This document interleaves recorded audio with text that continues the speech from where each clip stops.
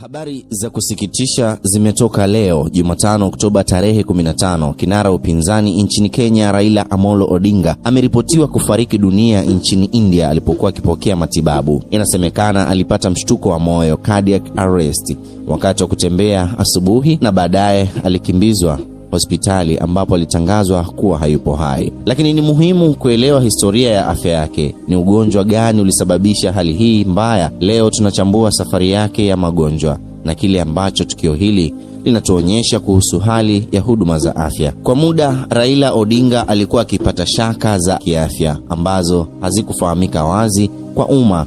Kulikuwa na mjadala mkubwa ndani ya chama chake na pia miongoni mwa vyombo vya habari kuhusu hali yake ya afya. Je, alikuwa mgonjwa kweli au ni propaganda?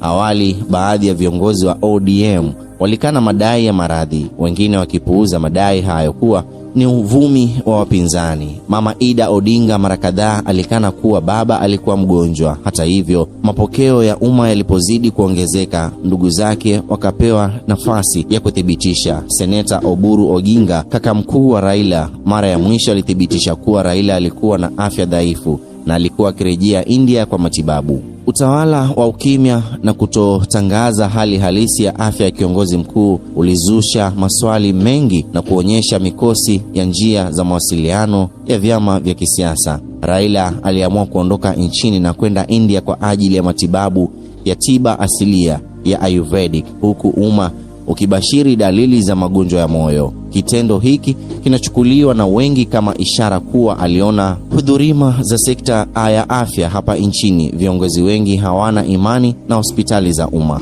zinapoweka wazi kwamba katika Kenya matatizo kama ukosefu wa vifaa muhimu, uhaba wa wahudumu wa afya, migomo ya madaktari na gharama za huduma za kiafya vinachangia wale wenye uwezo kuweka maisha yao stahili nje ya nchi. Raila alipowasili katika eneo la Kutatukulam, wilaya ya Ernakulam, Kerala, alipokuwa akitegemea kupata tiba ya kuimarisha afya yake, lakini asubuhi ya Jumatano alipokuwa akitembea kwa kawaida alipatwa na mshtuko wa moyo, cardiac arrest.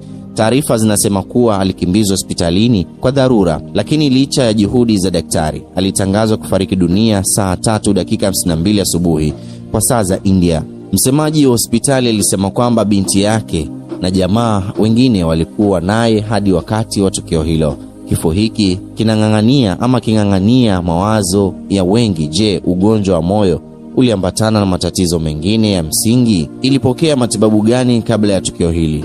Sina uthibitisho wa taarifa zote, lakini inaweza kuwa kulikuwa na dalili za magonjwa ya moyo au mishipa ambazo zilikuwa zikiendelea kujificha.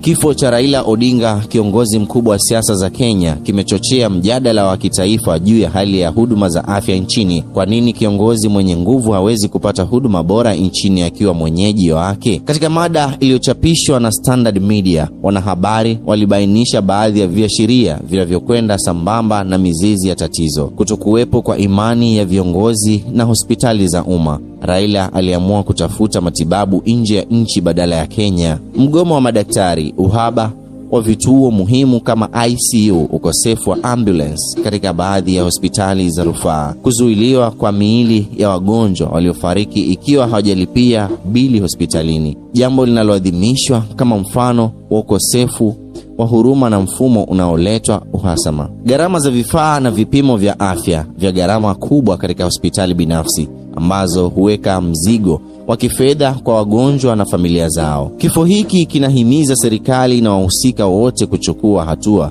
madhubuti kuboresha huduma za afya na umma ili wananchi wote bila kujali hali yao ya kisiasa wawe na uhakika wa huduma bora nchini mwao. Kwa hivyo ugonjwa wa moyo huenda pamoja na matatizo ya moyo na mishipa ndio chanzo cha kifo cha Raila Odinga. Lakini tukio hili ni wito tena kama taifa tukumbuke kwamba viongozi hawapati upendeleo wa ajabu wa kiafya. Kifo chake kinatuhimiza tuangalie upya na kuboresha afya za nchi yetu, kusaidia hospitali za umma, kuongeza vifaa, kuboresha uaminifu wa huduma ili msiba huu usirudi tena. Habari za kusikitisha zimetoka leo Jumatano Oktoba tarehe 15. Kinara upinzani nchini Kenya Raila Amolo Odinga ameripotiwa kufariki dunia nchini India alipokuwa akipokea matibabu. Inasemekana alipata mshtuko wa moyo, cardiac arrest, wakati wa kutembea asubuhi na baadaye alikimbizwa hospitali ambapo alitangazwa kuwa hayupo hai. Lakini ni muhimu kuelewa historia ya afya yake. Ni ugonjwa gani ulisababisha hali hii mbaya? Leo tunachambua safari yake ya magonjwa na kile ambacho tukio hili linatuonyesha kuhusu hali ya huduma za afya. Kwa muda, Raila Odinga alikuwa akipata shaka za kiafya ambazo hazikufahamika wazi kwa umma. Kulikuwa na mjadala mkubwa ndani ya chama chake na pia miongoni mwa vyombo vya habari kuhusu hali yake ya afya. Je, alikuwa mgonjwa kweli au ni propaganda? Awali, baadhi ya viongozi wa ODM walikana madai ya maradhi, wengine wakipuuza madai hayo kuwa ni uvumi wa wapinzani. Mama Ida Odinga mara kadhaa alikana kuwa baba alikuwa mgonjwa.